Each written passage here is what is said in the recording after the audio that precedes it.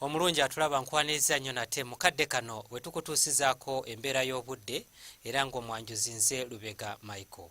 Akasana kakyagenda maaso n'okwaka mu bitundu by'eggwanga ebisinga obungi era bwe tutunuulira ku bifaananyi ebyo ebikubiddwa ku ggwanga lyaffe olwaleero bitulaga nga ebitundu by'eggwanga ebisinga obungi akasana kabadde keememula.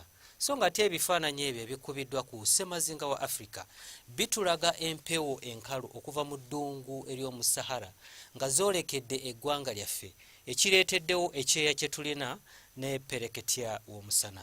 Katunulireko ku mbeera y'obudde nga bwe tugisuubira olunaku lw'enkya mu biseera by'okumakya. Tusuubira ebitundu by'eggwanga ebisinga obungi akasana okukeera okwaka so nga olw'eggulu ebbugumu eryawaggulu tulisuubira okutuukira ddala ku degrees 36 mu kitundu ekyo eky'ekkotido.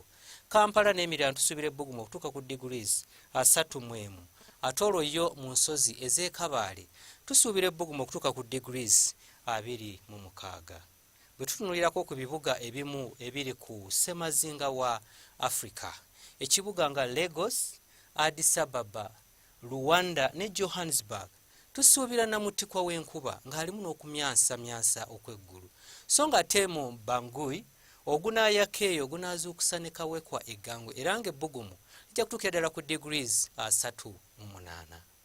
Ebibuga ebyebunaayira tulaba ekibuga nga Moscow obunnyogovu bukyagenda mu maaso era nga n'omuzira gukyagenda mu maaso okugwa. Ebyo bye tusobodde okujjira mu kitongole ky'eggwanga ekivunaanyizibwa ku mbeera z'obudde nga tukolaganira wamu ne UBC TV.